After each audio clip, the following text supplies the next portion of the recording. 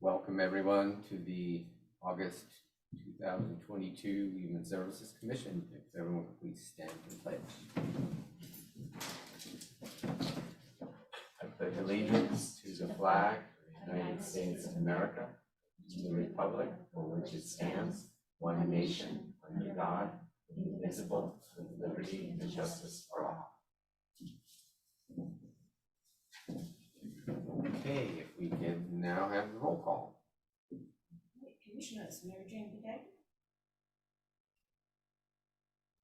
Melanie Hayes. Here.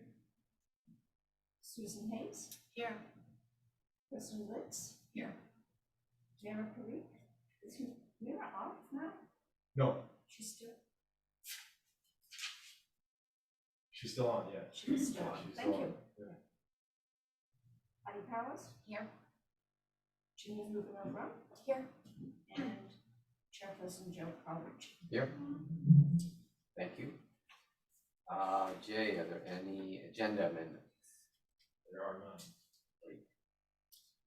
none. The minutes approval, do I have any additions, subtractions, or changes, or a motion to approve? I'll motion, go ahead. I'll motion to approve. I'll second. Thanks, Okay. Patty. Okay, all in favor, say aye. Any opposed? Great, thank you. Okay, who do we have running the show for us? Scary thought, but I think I'm gonna try to start it. Oh, I'm sorry, the show meaning the whole show. Do we have anybody, should we check if there's anybody online too? Okay. Okay. Okay, now you can run the show.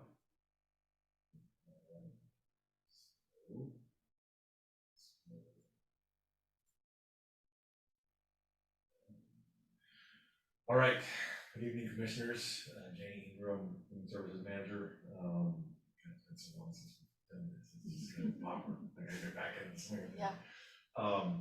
Tonight, before you, like other nights, we've had other nonprofit organizations that come to the city, many Tri-Valley cities, and seek funding for various projects. And tonight we have a presentation from Christine Dillman, the acting executive director for Tri-Valley Haven. As you know, Christine will share the services that they have, and the purposes of this is to dig in a little deeper for the commissioners, new and old commissioners, or short-term, long-term commissioners, I should say, instead. But an opportunity for Christine to share more about Tri-Valley Haven. They've had a lot of stuff happening, so I wanted to take this time to introduce Christine, coming up to the podium, and if it's okay, you can just tell me to go to the next slide, and I'll do that, and you can go ahead. Right. Thank you, Jay, and thank you so much for having me this evening. I'm excited to be here. My name is Christine Dillman, and I'm the acting director for Tri-Valley Haven. Tri-Valley Haven has domestic violence, sexual assault, homeless services. We've been around since 1977, so 45 years. Next slide, please. That is me, probably about 8 years ago. You can go to the next slide, thank you. So Tri-Valley Haven creates homes safe from abuse. We contribute to a more peaceful society. We believe one family, one community at a time, we can create a community without poverty and without violence, and with all of your help. So why does Tri-Valley Haven need to exist? I'm sure you've probably seen the statistics. The Center for Disease Control did a pretty large study in 2011. It was called the National Intimate Partner and Sexual Violence Survey. And it showed that 1 in 3 women in the United States will be a victim of intimate partner violence. 1 in 4 women in the United States will be a victim of sexual assault, and 1 in 9 men will be a victim of sexual assault in the United States. And it was a very well-regarded study. I think a lot of us in the field knew this already, but I think for a lot of other people, it was very shocking. I'm sure this won't shock you. In the Bay Area, about 28,000 individuals are homeless. So Tri-Valley Haven, we serve survivors, we serve formerly homeless individuals, but we also do a lot of prevention. really what we want to do is not only help survivors, but stop the cycle. We do prevention when people come into our shelters. We do a lot of comprehensive services. So we have life skill classes, we have counseling, we have case management, we do budgeting. We really get to the root of why somebody is there so that, they will leave our shelter, they will heal, and they will be self-sufficient rather than going from our shelter to another shelter to another shelter, which sometimes we see, and that's just so unstabilizing for the adults and for the children. Next slide, please. So just to get into Tribally Haven services a little bit. I know, it always does that when you don't want it to. There you go. And these pictures were actually created by some of the kids at our shelter, so I put them in there. But Tribally Haven, we're the only agency that has a 24-hour crisis hotline. So anybody can call us day or night, and it's always answered by a trained domestic violence sexual assault advocate. So many shelters have an answering service, and they'll say, hold on, will they get someone really sleepy at 3 a.m, you have to wait 10 minutes. We always have somebody there who is going to answer the phone and is going to be available and wants to talk to the person on the other end of the line, whether that's somebody who's homeless or whether that's somebody who's fleeing abuse. We are the only confidential domestic violence shelter in the Tri-Valley. There's not a big sign. I had a woman come to my office a couple of months ago, and she kind of knows everyone in the Tri-Valley, and she's like, I don't know where your shelter is. And I was like, I know. I was like, it's really great. I think that some people in the area do know our neighbors, and they're very protective. It's very centrally located, so I think people would be very surprised. But we do a lot to sort of keep it, people think it's a school or really have no idea.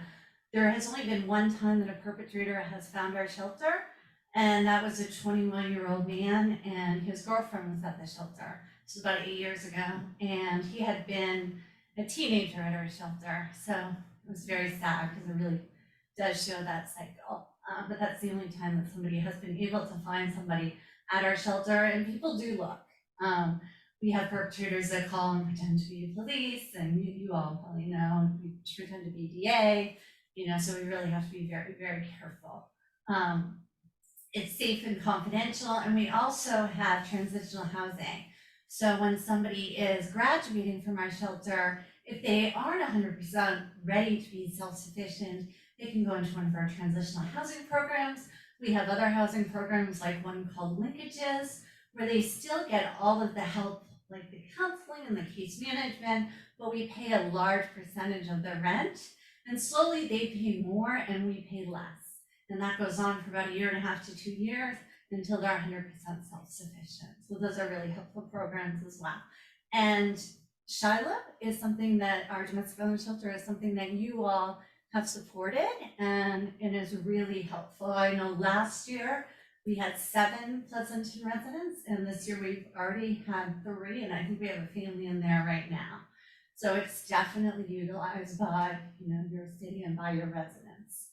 We also have a restraining order clinic where people can just drop in. We will help them with the whole process. We will listen to them, and then we will really write it out as a judge wants to see it. Because people, they just want to tell their story, and they don't want to put it as just facts, right? They want somebody to listen, they want somebody to be empathetic, and we can do that, and we can also then put it on the paper and make it so that it's a good restraining order. We can go to court with them, we can follow up and provide them counseling. So we have 2 drop-in restraining order clinics.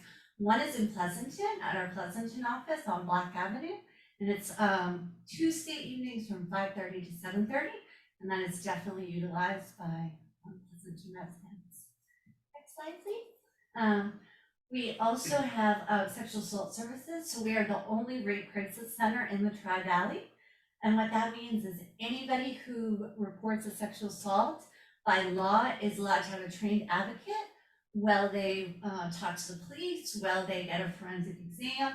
And even if they don't want to report, if they just want to come and get counseling or join a group, We serve about 200 survivors a year from Livermore, Pleasanton, and Dublin. Most of those are not acute cases. Most of those are people who maybe 10 years ago, they were sexually assaulted and never got help, never knew that there was help. And we respond about 14 to 16 times a year to acute cases, either at Highland or Washington Hospital, and we're there for the whole exam. There if they have any questions and for the follow-up and to provide counseling. We also have a program at the jail. So there's something called the Prison Rape Elimination Act that was passed in 2003, and in 2013 it was implemented. And basically, institutions like Santa Rita need to work with outside agencies like Turtle Haven.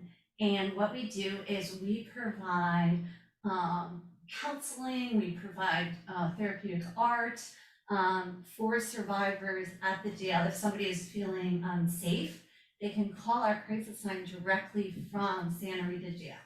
And yes, we get a lot of crazy calls, but we also get a lot of calls with people that really want help and that have never had help, right? Maybe were abused when they were 8 and it led them to self-medicate and make bad choices and never knew there was help. So I have to say, when we first started, Santa Rita was a little, trepidatious, understandably, because, their deputies, they deal with a lot and they're like, what are you gonna do coming into our jail? And now they're really happy to have us there because they see the effects and they see what we do. And I love that. I love that they call us and they say, you know what, we have such and such an inmate and I really think he needs to see one of your counselors. So that's very nice. And something else we do a lot in Pleasanton is we provide community education. So we go to Pleasanton Middle School, we go to Foothill, we go to Amador, and we talk about healthy relationships.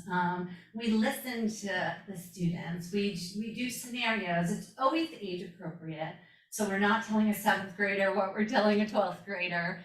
And we work with the teachers. If there's something going on, say an incident at one of the schools, we can tailor our scenarios and our class to really focus on that without kind of outing, the individuals.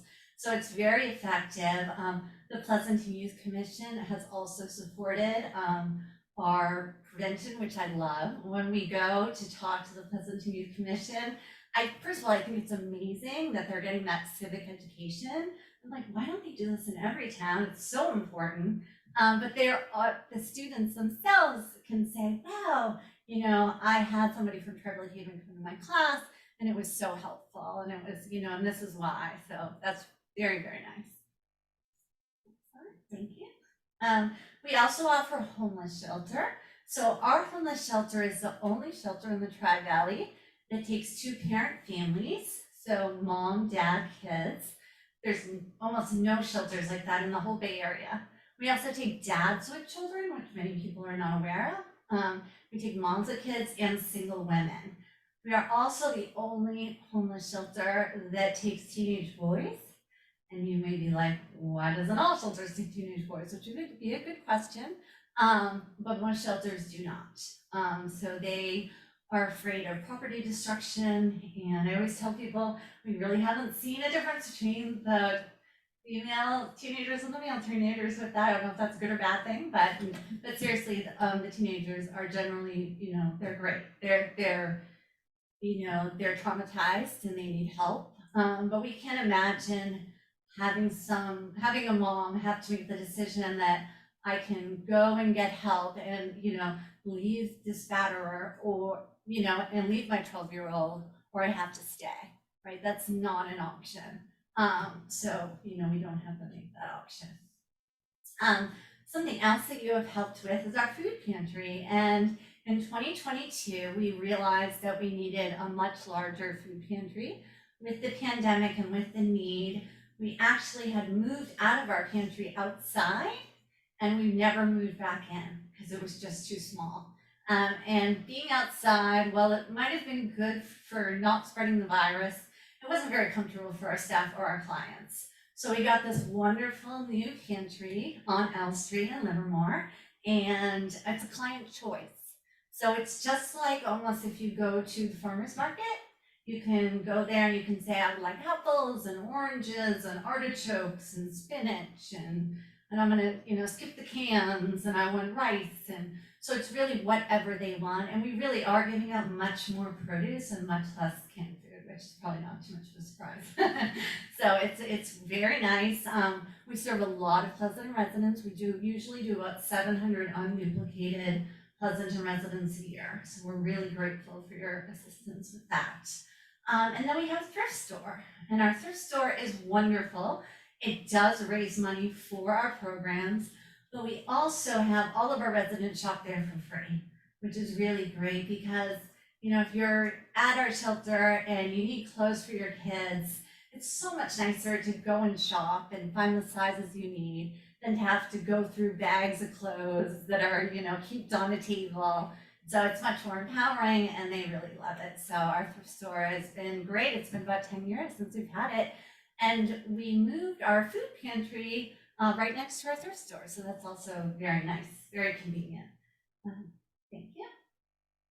So something I wanted to talk about is our domestic violence shelter, Shiloh, our confidential domestic violence shelter, has been successfully serving families for over 40 years.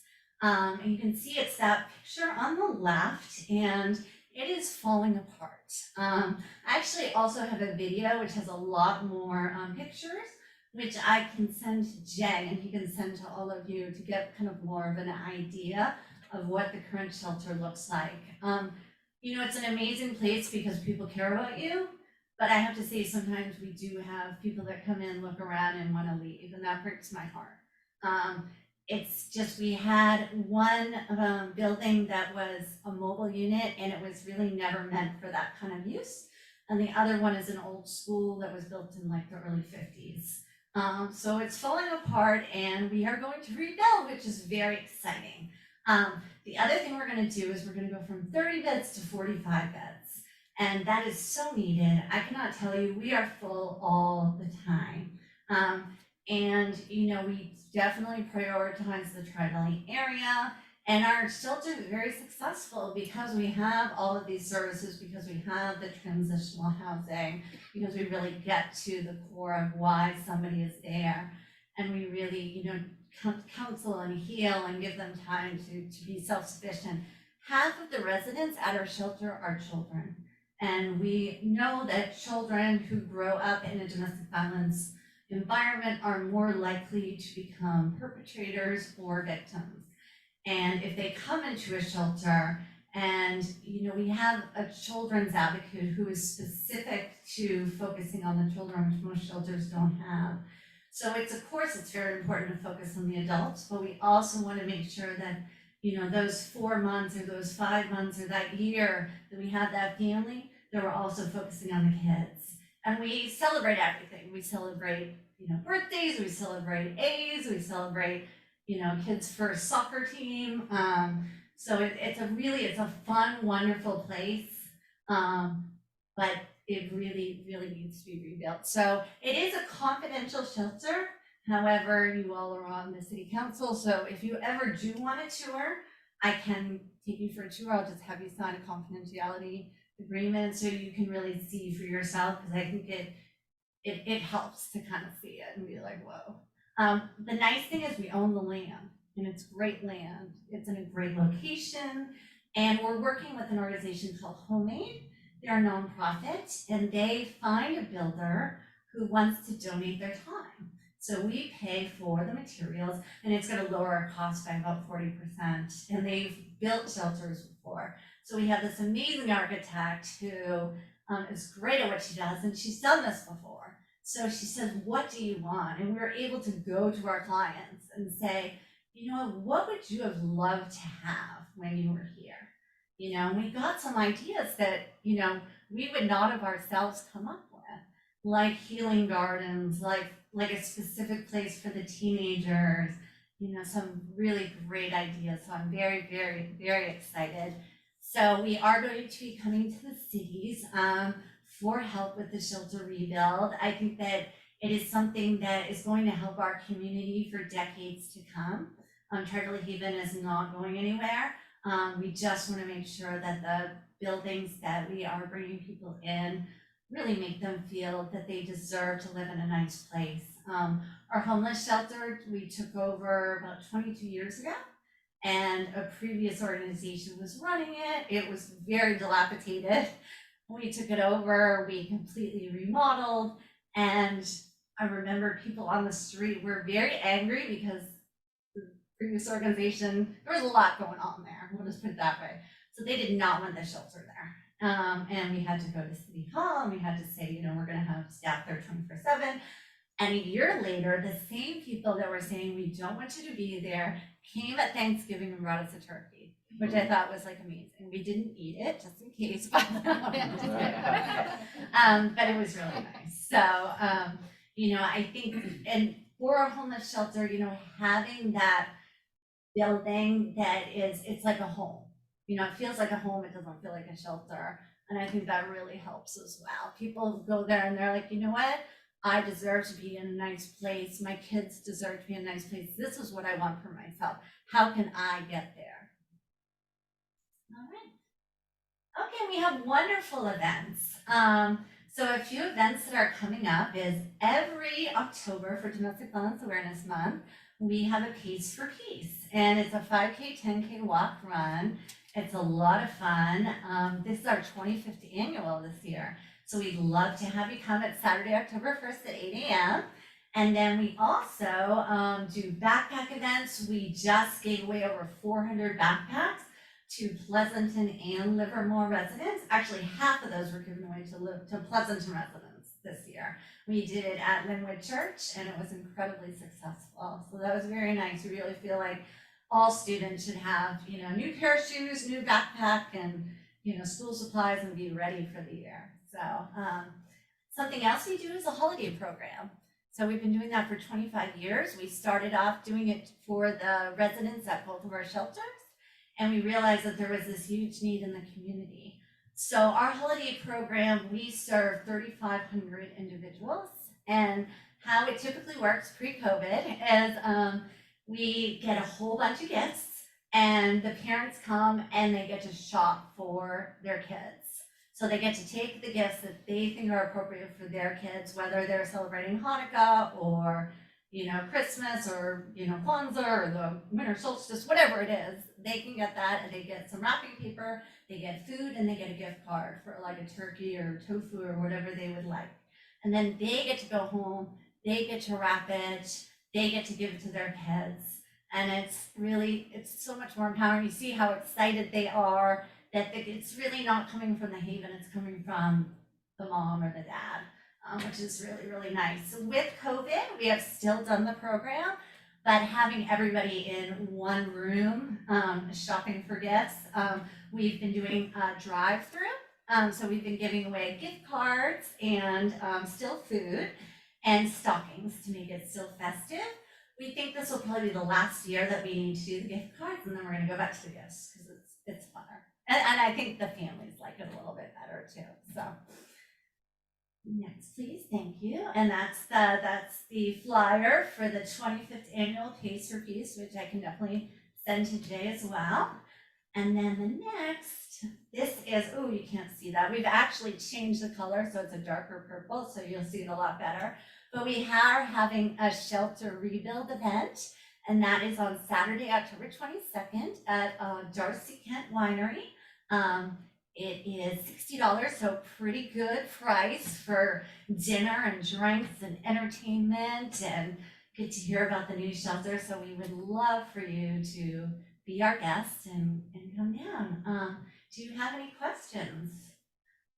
I know I just said a whole lot, and we have volunteers. I have a question. Yes, please. I didn't know that you came and talked to the students at our high schools. Yes. Which I think is so great. Thank you. I was just curious, is it like an assembly, or is it maybe one teacher asks you to come speak to his or her class? That's a great question. So originally, we all of the rape crisis centers in the state got funded from the California Department of Public Health to do this kind of education. And they have since changed that. They only fund about 30% of the centers and a lot of the urban centers. So we don't get that big funding anymore, but we realize how crucial it is. So we are still doing it, and we are funded by the Pleasanton Youth Commission, and we do it individually at the individual classrooms. Okay. And the reason for that is just so much more effective. We have done assemblies. One time I did a big assembly in Dublin, but it's just much more effective. They're much more likely to speak and to feel comfortable, and you can do the scenarios. We also use technology where they can vote. We'll do a scenario and they can vote on what they would do or what they think somebody else might do, and then it's kind of anonymous.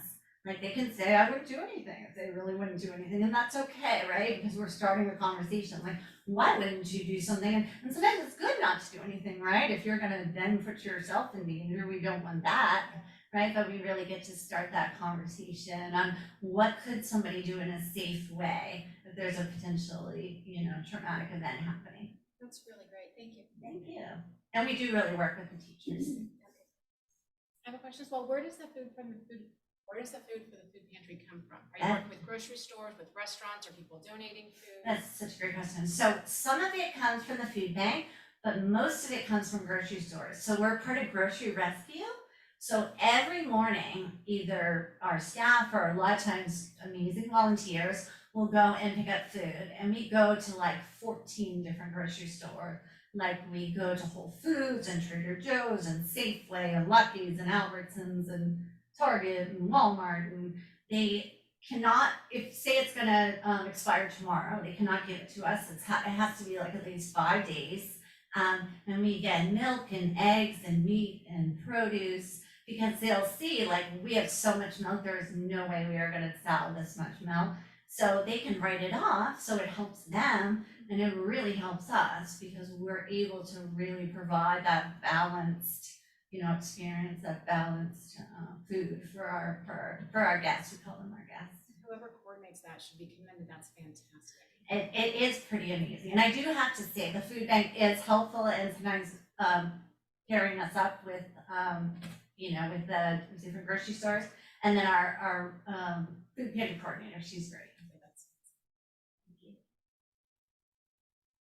I'd like to ask about Shiloh. Yeah. Because I know each year when we do the grant application, Shiloh is always in there, but this program you're talking about, this is different. This is a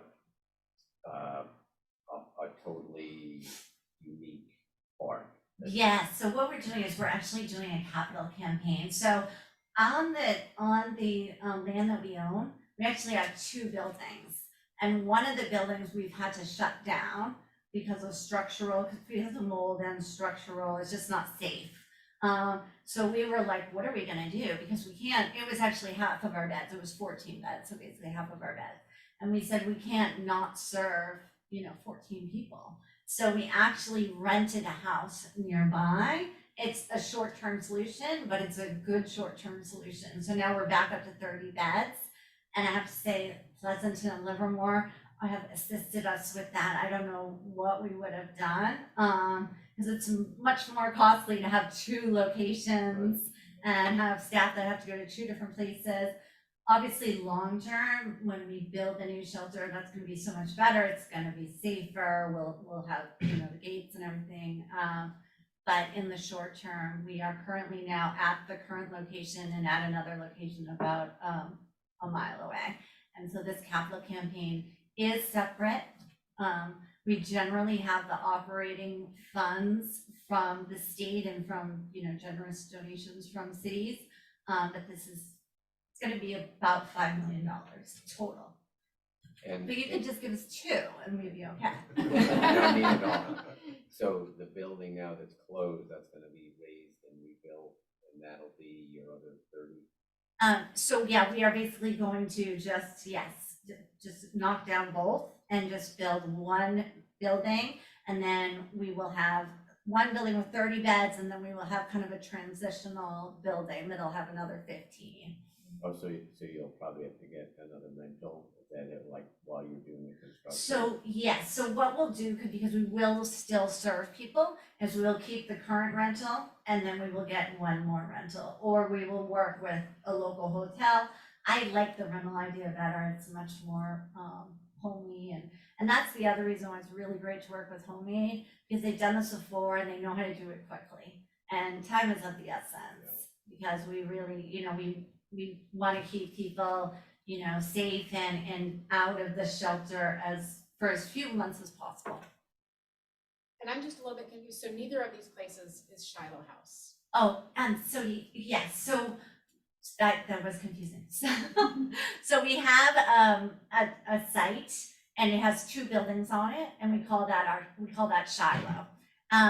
But because of one of the buildings was structurally not sound, about 2 months ago, we had to shut that down. Okay. So we said we can't not serve half of our clients, and we rented a house.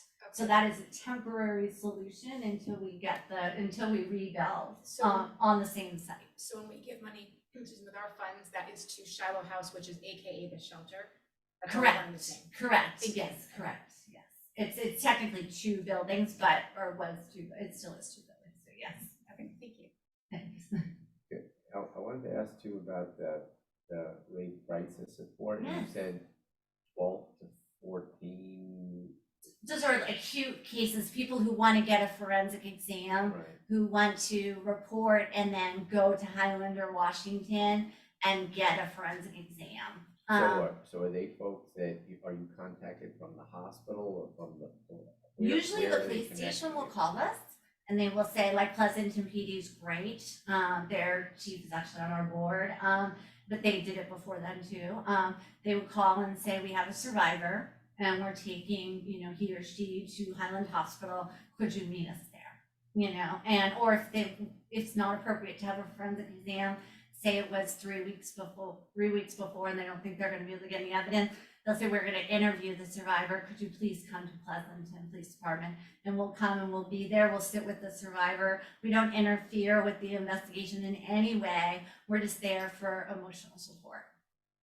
So that comes at the agency's response, not necessarily the survivor's request. Sometimes the survivor, it can come from the police. Sometimes it can come from the hospital. Sometimes the survivor herself or himself will call and ask what to do. And if they want to report, we will let them know you do need to report where the assault occurred, and we will then go meet them there. So it could happen in any of those 3 ways.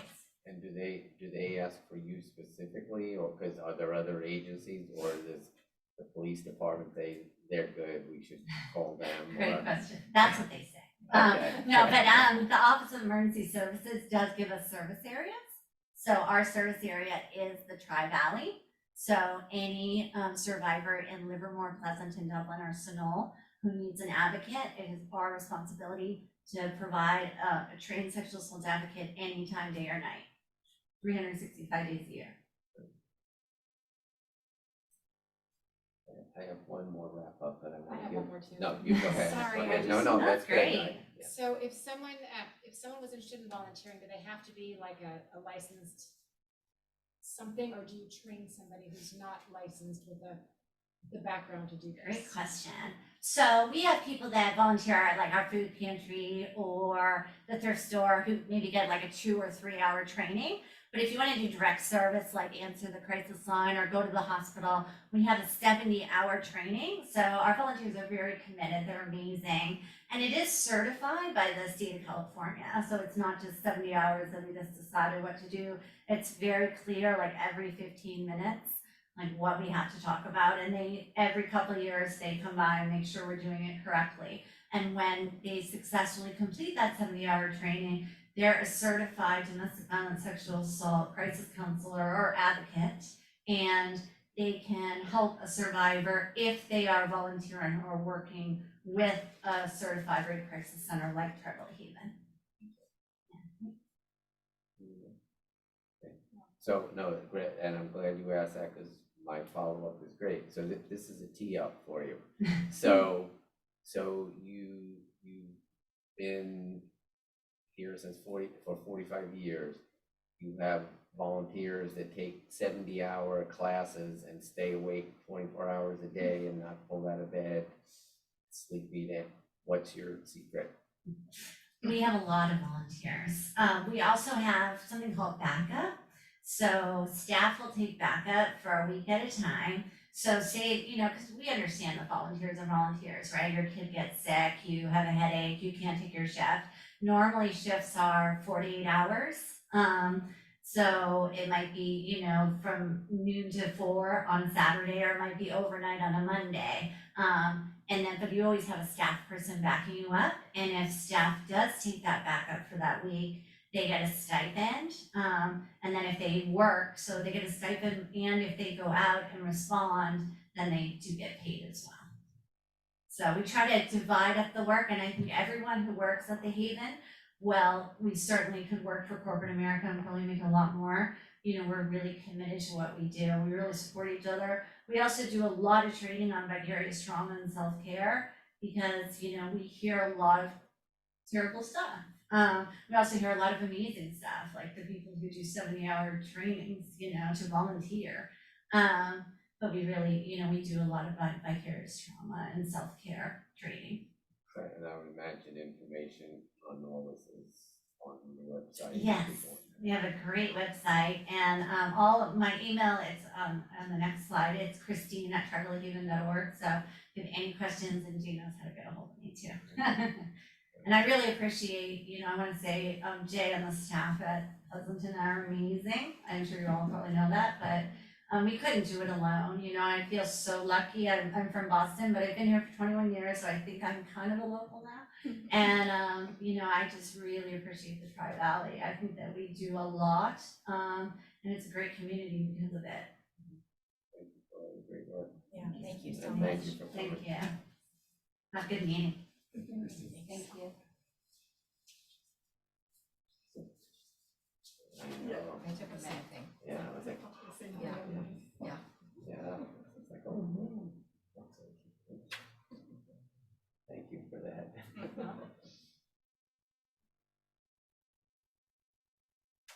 Okay, yeah, thanks for setting that up, Jay. That was a great presentation. Okay, do we have any public comment online? Are we still doing that? Still doing the online, okay? Okay, no matters for review or action. Any matters to be initiated by the commission? Yeah, I think that is a no. Commission reports. Has anybody gone to any meetings? I personally have not heard it. Well, I went to the transit one, but I don't remember. I'm so out of work mode because I've been on summer break. Jay, do you remember if there was anything we needed to report on from that meeting? I mean, things are going pretty well, right? Yeah, Black Tie is doing a great job, They're and doing a great job. They went, because of the pandemic, they were providing services Monday, Wednesday, Friday. June 1st, they went to Monday, Wednesday, Thursday, and Friday, and in the fall, and then they're back to 5 days a week. What we were before the pandemic. If I can comment on this, so my mother-in-law actually used their services just within the last couple of weeks, and she's 92. So she actually, I said, how did you feel safe? There's the person who was driving, 2 different people in each direction, helped her like down the steps and back up the steps. She felt like she was getting very nice service, very reasonably. wonderful. So just as feedback from a non-biased person Good to hear. with strong opinions. You or your mother-in-law? My mother-in-law, yeah, yes. That's funny. Okay, any other?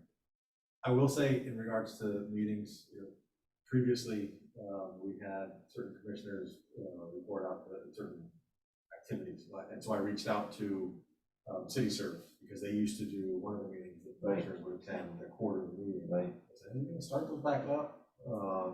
And they said, yeah, we're looking at starting those up in the fall. So September, October, I wouldn't be surprised if it's more like November, but those are really good. In the past, they've been really good meetings. CityServe kind of coordinates a lot of the nonprofits. And they have very informative meetings and get back. Thank you, Okay, staff comments. The only staff comment I will address is tomorrow afternoon, the three cities, myself representing Pleasanton, are meeting with the consultant that was hired by the council to start the needs assessment, the services needs assessments. After, it seems like forever, that project is getting up and running. It looks like it's going to be at least a 15-month process. That's what we kind of talked through with the consultants when we were looking at selecting the right one. We feel like we got a very good consultant. It's not the same consultant that did the study back in 2011. It's a different consultant, it's a consultant out of Berkeley from JSI. And we're pretty excited about getting started and really coming away with a document that the nonprofit organizations can benefit from, as they have to reference this document for the grants every single year. Something that they'll be able to leverage funds for their organizations. Cities, the three cities will be able to leverage funds with the county. We're going to make sure that we have county staff representation from, there's so many different departments within the county. We want to make sure that we have 2 or 3 county representation, county representatives. They know what we're doing out here in the Tri-Valley. I think that was one of the things that was lacking from the 2011 study. The county had no skin in the game. But if we can leverage city money, county money, and nonprofit money, we can continue to do some amazing things like build $5 million shelters out here in the Tri-Valley. So excited about getting that project going. We're going to talk about meetings, stakeholder meetings, and when the council meetings are, when commission meetings are. We'll probably do talk generally about doing a joint commission meeting between all 3 commissions. See if the consultants will come to each individual commission. We'll all know more information at the next month's meeting. I'll share out what we learned. Just want to let the commission know that we're starting that process. You all will be involved in one way or another over the next 15 months. Those of you that are going off, we'd love to have you still be involved in some way, one way or another. I was here for the end of the first one. That's when I started. I remember I walked into, we were over at Bush Road and walked in, and there were these big flip chart Post-it notes on the walls with all these headings, and we were all given these in columns, and we were all given these stickies, and like that's what I walked into. I'm like, wow. So it was a pretty impressive and just a really great process. I wish I'd been involved from the very beginning. So I think you guys have a lot of exciting stuff. You're gonna learn. You thought you knew a lot about what happens in the Tri-Valley. Wait till you're part of this process. You're just gonna come away amazed. And also since then, we've done so much, and we're just so much more of a networked, nonprofit human services collaborative in the area that it's gonna be fun. I'll live vicariously through you. One of the outcomes that I really stressed in the RFQ process was we want to have an implementation plan for Pleasanton, Livermore, and Dublin, and then the same one for the Tri-Valley. So when we go as Pleasanton, with our council, and figure out what we want for Pleasanton, we can go ahead and do that. And when we figure out region-wide what we want to do, we can have that both implementation plan for services and for infrastructure. So I think the study, one of the things that I hope it identifies is the lack of infrastructure that we have, human services infrastructure that we have here in the Tri-Valley. So it's going to be a big lift by the consultant. It's going to lean on commissioners and outreach from the community and our nonprofits. So hopefully we'll have a dynamite presentation in about 18 months to Well, and a lot of what we have done cobbling together this informal infrastructure, a lot of regions have a formal infrastructure, and their cities have, departments that handle a lot of things that our nonprofits do. Like if our safety net service providers, if even one of them went away, we don't have anything to backfill. They are it. They are our informal, city departments. So having the county in to see this is brilliant. I'm so glad you're doing that. it amazes me. I don't know where else this happens, but, you know, for Open Heart Kitchen to build the Vineyard 2.0, you know, basically privately on their own. Yes, they asked for money from the 3 cities, and we gave them a little bit towards the $7 million project. Beverly Haven's looking at $5 million. Yeah. And kind of figure out a way to do it on our own. So it's amazing. It's fun to be a part of. Well, Thank you. kudos to you. So maybe I should have brought this at matters initiated by the commission, but I'll ask for your comment. What's the latest on student representation? So nothing has changed. So Kelsey, I think what Joe's asking Kelsey, is yeah. Kelsey graduated. And I think in May she said, I'm done. I don't know what she was doing in the summer. I'm a professor. And so we don't have a student representation and representative. And so it is up to the mayor, from what I understand, the mayor to work with the city clerk to figure out a replacement. I don't know if they're gonna wait until, at this point, until September or now October, when the new commissioners come on, or what they're gonna do. I don't know if they have a pool of youth commissioners. I know there's a ton of youth commissioners that applied for the youth commission, but I don't know if any of those were translatable to and interested in being on the Human Services Commission. So I haven't stayed attuned to that process too much, but we'll still continue with the youth commissioner. Whether they start in August or September or October, I'll try to find out and report back. Thank you. Okay, future agenda topics. Anyone? So just a heads up, the next September meeting will be Susan Hayes' last commission meeting, and it'll be a long one. It's going to be the CAPER presentation, which is Consolidated Annual Performance and Evaluation, which are basically the organizations that commission gives funds to come, and they give a 3-minute presentation on what our grant funds did for their program. And then they have 2 minutes for the commission to ask questions. We're not held back to the 5 minutes. but You're not it's- letting me off easy, right? No. Keep you as long as we Well, can. we're letting you off easy I'll bring my tonight. sleeping bag. Let me off easy tonight, but you gotta pay it forward to.